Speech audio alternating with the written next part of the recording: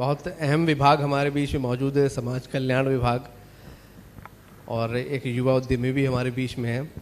वैशाली जी, पहला सवाल आपसे, समाज कल्याण विभाग बस्तर में किस तरीके से काम कर रहा है? आप कई जगहों पर रही हैं छत्तीसगढ़ में, वहाँ और बस्तर में किस तरीके का फ़र्क काम करते हुए आपने पाया है? समाज कल्याण विभाग जो है एक व्यक्ति के जन्म से लेके उसके मृत्यु तक जितनी भी ज़रूरतें होती हैं उसको उसके लिए काम करता है। तो जो आपका इस सवाल है कि जो हम बाकी ज़िलों में रहें और यहाँ पर रहें, क्या अंतर है, तो इसके लिए मैं कहूँगी कि जगदलपुर जो है, बस्तर जो है, थोड़ा चुनौतीपूर्ण है, क्योंकि इसकी भौगोलिक जो संरचना है वो अंतिम व्यक्ति तक पहुंचने के लिए काफ़ी मुश्किलें पैदा करती हैं, और फिर भी हम लोग अंतिम व्यक्ति तक पहुंचने का प्रयास कर रहे हैं। बाकी ज़िलों में ये समस्या नहीं है। बहुत सारे काम आप लोग कर रहे हैं। एक काम जो मैंने सुना, डिसेबिलिटी को लेकर आप लोगों ने काफ़ी कुछ यहाँ पर किया है, सर्वे किया है। ये किस तरीके का काम था और क्या नया बस्तर में इसमें आप लोगों ने पाया है? डिसेबिलिटी को लेकर जब से यहाँ पर हम आए हैं तब से बहुत ज़्यादा काम किया है। डिसेबिलिटी में एक योजना है यूडीआईडी कार्ड, जो होता है यूनिक डिसेबिलिटी आइडेंटिटी कार्ड। ये यहाँ पर जब हमने यहाँ पर आए थे तो 100 में से 30 लोगों का बना था, मतलब 30% लोगों के पास ही ये डिसेबिलिटी कार्ड था। और हमने लगातार योदय के सहयोग से कहिए और बाकी डिपार्टमेंट के सहयोग से इसमें बहुत काम किया, और आज 62% पर हम पहुंच गए हैं सिर्फ 1 साल में। और हमें उम्मीद है कि हम बहुत जल्द, मतलब 5 से 6 महीने के अंदर हम 100% लोगों के पास ये कार्ड दे देंगे। कई तरह की नई किस तरह की डिसेबिलिटी आप लोगों ने यहाँ पर पहचानी है? यहाँ पर जब हमने काम शुरुआत किया था तो बहुत कम अवेयरनेस था। 3-4 जो मुख्य डिसेबिलिटी उसके बारे में ही लोग जानते थे, जबकि 2016 के अधिनियम के तहत 21 तरह की डिसेबिलिटी हैं। 21 तरह की डिसेबिलिटी के बारे में लोगों के बीच बिल्कुल भी जन जागरूकता नहीं थी। हमने जब स्वावलंबन रथ चलाया 1 अगस्त से 31 अगस्त तक, उसमें हमने योदय वॉलेंटियर्स को, हमारे बाकी विभागीय जो लोग हमारे साथ में थे, उनको हमने पहले 21 डिसेबिलिटी कैसी होती है, उसकी पहचान कैसी करनी चाहिए, इसके बारे में उनको काफ़ी जागरूक किया। और उनको हमने टास्क दिया था कि आप ऐसे ऐसे लोगों को ढूंढ के रखिए। उसके बाद जब हम उन गाँव में पहुँचते थे तो हम वहाँ के जो जनप्रतिनिधि हैं, सचिव, सरपंच लोग हैं और वहाँ के अध्यक्ष और बहुत सारे सदस्य, उनको भी हम समझाते थे। तो वो जो सचिव थे वो हमको 4 लोगों का लिस्ट लाकर देते थे। जब हम समझाते थे और बताते थे कि आप सोचिए इसके बारे में, तो वो 4 से कब 24 तक लिस्ट पहुंच जाती थी with in 20 minutes, with in 30 minutes. तो ये ऐसा हुआ कि मतलब एक विश्वास हो गया कि अब इस गांव में कोई बचा नहीं दिव्यांग। तो इस तरीके से हम पूरे बस्तर में 8000 दिव्यांगों के साथ रूबरू हुए और 8000 दिव्यांगों के घर गए, और उनका एक डाटा हमारे पास में आ गया। अब हम उनके लिए सारी योजनाएं अच्छे से बना सकेंगे। हमें पता चल गया है कि किसको आर्टिफिशियल लिम्ब की ज़रूरत है, किसको कौन से संस्था की ज़रूरत है, किसको घरौंदा की ज़रूरत है, किसको जो ट्राईसाइकिल की ज़रूरत है, या जो भी असिस्टिव डिवाइसेस है। हमारे पास एक पूरी लिस्ट तैयार हो गई। इसके साथ ही हमें 1-2 चीज़ नई जोड़नी चाहिए, ये पता चल गया। जैसे कि एक बहुत अच्छा कंसेप्ट हमारे बीच में कलेक्टर सर के साथ जब चर्चा की तो उन्होंने हमें सुझाव दिया, फिजियोथेरेपी ऑन व्हील। ये हमारा कल ही हमारा एक प्रोजेक्ट स्वीकृत हुआ है। वो ये है कि जब हमने गांव में देखा था कि बहुत सारे ऐसे बुजुर्ग और हमारे बहुत सारे ऐसे निशक्त बच्चे हैं जो खासकर सेरिब्रल पाल्सी है, मस्कुलर डिस्ट्रॉफी है, जिन्हें इंटेलेक्चुअल डिसेबिलिटी के साथ साथ और कोई डिसेबिलिटी है। तो ऐसे जो बच्चे हैं उनके कॉन्ट्रैक्चर्स काफ़ी बढ़ गए हैं और वो अपना दैनिक क्रियाकलाप ही ठीक से नहीं कर पा रहे हैं। तो ऐसे लोगों के लिए जो फिजियोथेरेपी की नीड, उनको एक बार खाना एक समय का ना मिले तो चलेगा, लेकिन उनकी एक्सरसाइज बहुत ज़रूरी है, फिजियोथेरेपी बहुत ज़रूरी है। लेकिन वो लोगों को कभी भी वो सुविधा नहीं मिली क्योंकि काफ़ी दूरस्थ अंचल के हैं और काफ़ी गरीब लोग हैं। तो ऐसे लोगों को जो गंभीरता है वो दिव्यांगता की कम करने के लिए फिजियोथेरेपी ज़रूरी है। तो हमने सोचा कि हम उनके पास जाएंगे, उनके घर तक जाएंगे। तो एक 108 वैन को हमने पूरे फिजियोथेरेपी यूनिट में बदलकर उनके पास जाने की एक योजना बनाई है और बहुत जल्द हम ये योजना चालू कर देंगे। तो उनको घर पहुंच सेवाएं मिलेगी फिजियोथेरेपी की और दिव्यांग। बड़ा गंभीर और अच्छा प्रयास है, इसके लिए तालियां होनी चाहिए समाज कल्याण विभाग के लिए। वाकई बहुत अच्छा काम आप लोगों ने किया, ना सिर्फ खोजा, सर्वे किया, बल्कि घरों तक आप पहुंचा रहे हैं अगर फिजियोथेरेपी, तो वाकई बहुत नेक काम है। इसके अलावा बहुत सारे लोगों को हमने देखा कि मतलब हमने जब शिविर लगाए थे तब सर कम से कम 150 लोग ऐसे हमने चिन्हांकित किए थे जिनको आर्टिफिशियल लिम्स की ज़रूरत थी। तो हमने उनको रायपुर का एक एड्रेस दिया था कि वहाँ पर आप जा सकते हैं और एक दंतेवाड़ा का दिया था। जब हमने फीडबैक लिया है उसके बारे में तो सिर्फ 30 लोग ही वहाँ पर जा पाए। मतलब अभी भी 100 से ज़्यादा लोग बचे हुए हैं, वो नहीं गए हैं। तो इसके लिए हमारी भविष्य में एक कार्य योजना है कि जो रायपुर और दंतेवाड़ा में जो चीज़ें वर्कशॉप है इसके लिए, वो हमारे जगदलपुर में भी होना चाहिए ताकि कोई भी अपने इस कार्य से ना छूटे। और जो 30 लोग गए हैं उनके हमारे पास में वीडियोस और फोटोग्राफ्स है। अभी वो लोग जो लाठी लेके चल रहे थे वो बिना सहारे से चल रहे हैं। जो ट्रक कोई एक व्यक्ति तो ऐसा है सर कि जिसका पैर कटा था और वो ट्रक ड्राइवर था। हमने उसको आर्टिफिशियल लिम्ब लगाया, अब वो ट्रक बिना उससे चला रहा है। तो आजीविका का जो साधन है वो उनके बचे हुए हैं। और लेकिन साथ साथ में ये भी टेंशन है कि जो 100 लोग बच गए हैं, 150 हमने चिन्हांकित किए थे, 30 ही लोगों ने फ़ायदा उठाया, बाकी लोग बचे हैं। तो यहाँ पर बहुत ज़रूरी है, इसके लिए भी मैं जल्द से जल्द प्रयास करूँगी। और मुझे लगता है कि हमको कभी कोई दिक्कत नहीं होती क्योंकि कलेक्टर सर हमारे इतने अच्छे हैं कि जब भी कुछ भी नया लेकर जाओ और उनको समझ में आता है और तुरंत वो सैंक्शन कर देते हैं। तो ये बहुत अच्छी बात है कि समाज कल्याण विभाग, हम शुभकामनाएं भी देते हैं आपको कि आप जो बचा खुचा काम है वो भी बहुत आगे निपटाते रहें। हमारे साथ युवा उद्यमी भी हैं, शाइन वर्गीस हैं। शाइन, सबसे पहले तो अपने बारे में कुछ बताएं, कहाँ आपने पढ़ाई की और अब जगदलपुर में क्या कर रहे हैं, कहाँ के रहने वाले हैं आप? तो मैं बचपन से ही जगदलपुर में ही रहता था। क्लास 12th तक यहीं पे दीप्ति कॉन्वेंट स्कूल से ही पढ़ाई किया था। उसके बाद मैं अपनी वकालत की पढ़ाई करने के लिए दिल्ली गया था। तो जब मैं दिल्ली गया था, मैं अक्सर ये स्टोरी हमेशा बोलता हूँ कि फर्स्ट जो फ्यू मंथ्स थे, मेरे को अभी भी याद है, लोग पूछते थे कहाँ से आया करके। तो मेरे को तो लगता था कि जगदलपुर बस्तर को तो कोई पहचानता नहीं होगा, तो मैं बोल देता छत्तीसगढ़ से हूँ करके। अब लोग बोलते थे छत्तीसगढ़ कहाँ है करके, मैं बोले कहाँ है, छत्तीसगढ़ कहाँ है, मध्य प्रदेश पड़ता है, महाराष्ट्र पड़ता है, यानी कि लोग ऐसे पूछते थे।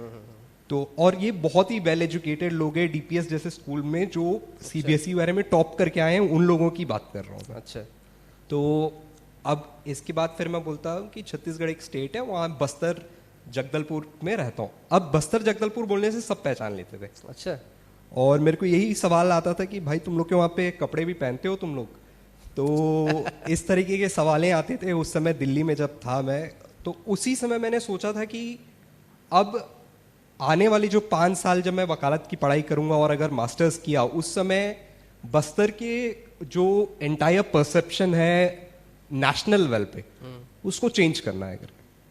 उस समय मेरे को याद है अमित कटारिया सर हुआ करते थे यहाँ पे, तो उन्होंने भी टूरिज्म पे बहुत ज़्यादा फोकस किया था। तब हम उनके साथ भी टूरिज्म के जितने वीडियोस जिला प्रशासन बनाते थे, उसको सोशल मीडिया में शेयर करते थे, तब लोग देखते थे, तब लोग पूछते थे कि यार जगह तो बहुत अच्छी है लेकिन हम लोग को तो डर लग रहा है, इज इट सेफ? तो मैं बोलता था कि तुम लोग मेरे साथ चलो, अगर कुछ भी तुमको ऐसा लगा तो फिर मेरा नाम चेंज कर देना करके। तो वो परसेप्शन बहुत ही डिफिकल्ट है चेंज करना।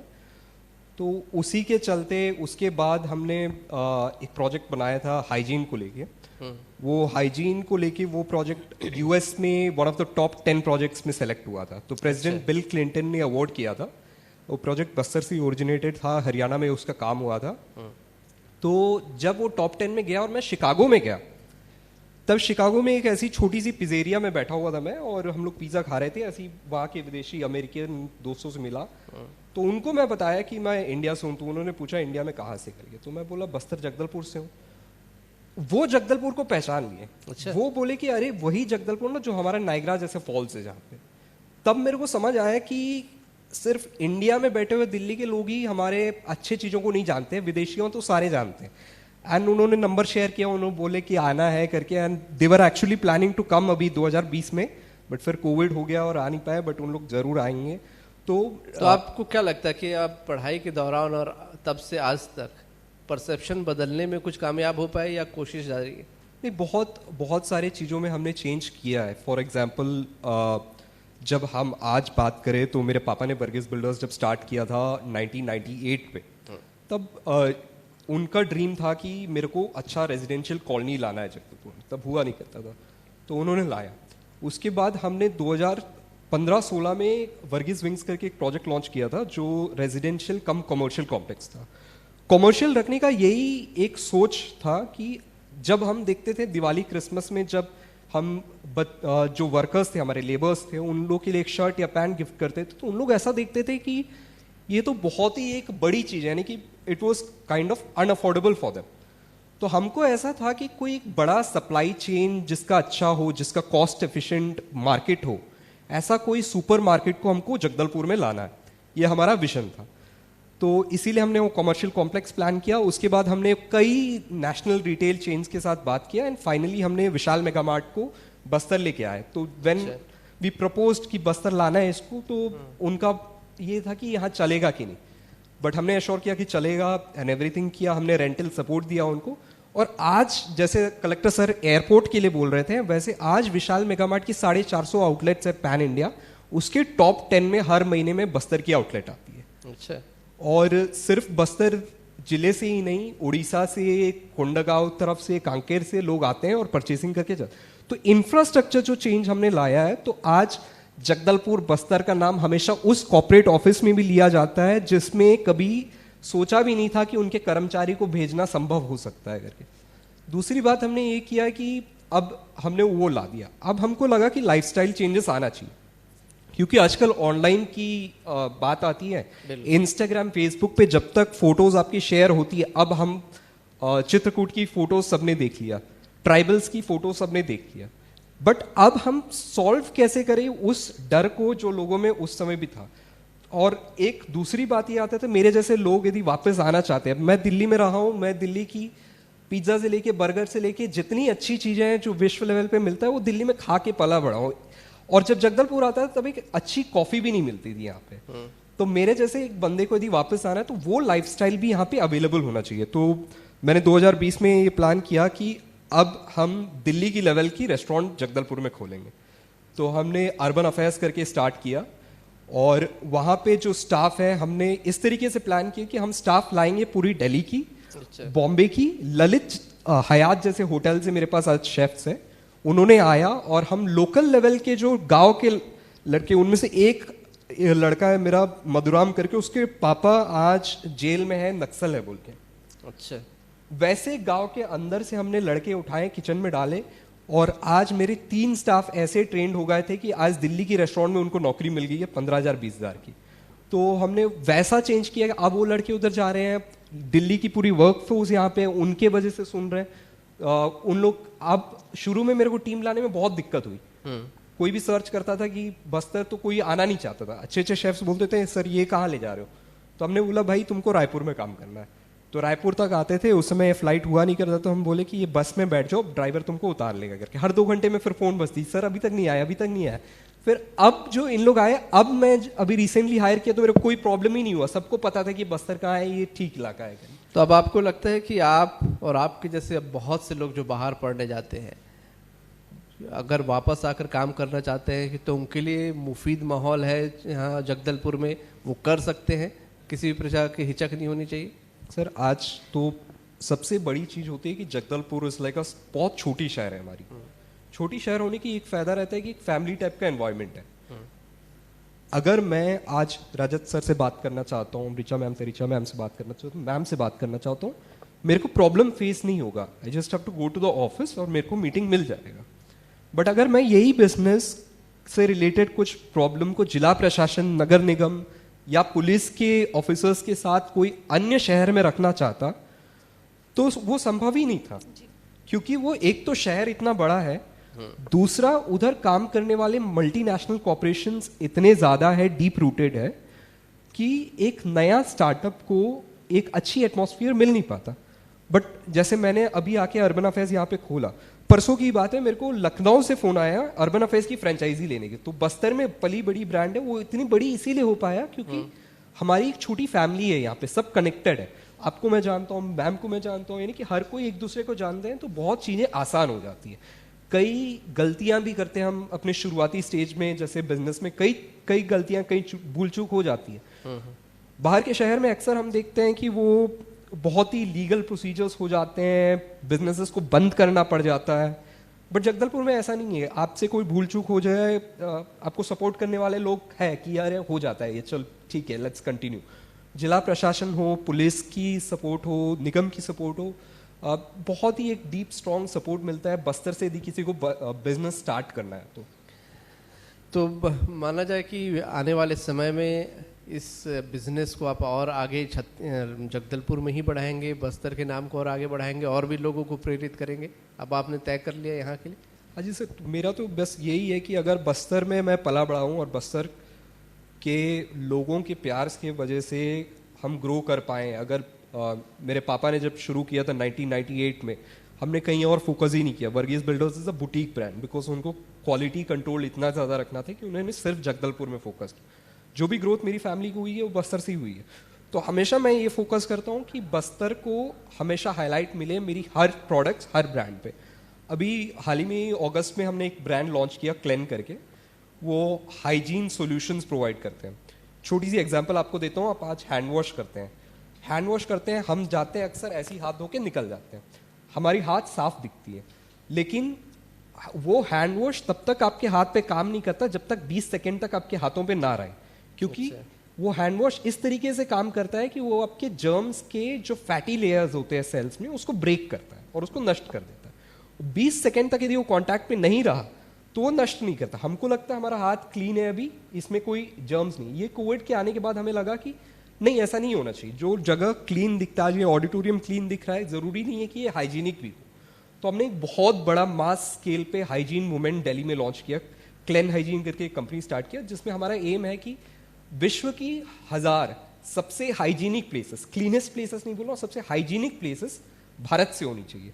और इसके लिए हमने काफ़ी पार्टनरशिप्स भी की है दिल्ली में। और हर प्रोडक्ट में अक्सर मैं ये देखता हूँ कि जो लोग छोटे शहरों से आते हैं वो अपने प्रोडक्ट्स में चिपका देते हैं headquartered in New York, headquartered in London, headquartered in Germany, headquartered in Gurgaon. मेरी गुड़गांव में भी ऑफिस है, लेकिन उसमें आज भी यही लिखा हुआ है कि manufactured for Varghese essentials private limited, Dharampura, Jagdalpur, Bastar, Chhattisgarh, ताकि कोई भी 5 स्टार होटल में वो एक फ्लोर क्लीनर भी जाए तो वो समझे कि ये जगदलपुर की ब्रांड है, बस्तर की ब्रांड है, कोई बाहर की ब्रांड नहीं है। तो ये सारी छोटी छोटी चीजों से एंटरप्रेन्योर्स बस्तर का नेम भी चेंज कर सकते हैं, और आने वाले एंटरप्रेन्योर्स को ये एक सॉर्ट ऑफ बिलीफ सिस्टम भी बन जाता है कि अगर ये ब्रांड कर सकता है तो मैं भी कर सकता हूँ। चलिए, अच्छी पहले, बहुत सारी शुभकामनाएं आपको भी, और बस्तर का नाम आप बाहर तक पहुंचा रहे हैं, और मैम तो यहाँ का कल्याण कर ही रही है समाज कल्याण के माध्यम से। तो बहुत सारी शुभकामनाएं, बहुत धन्यवाद आप दोनों को हमसे बात करने के लिए।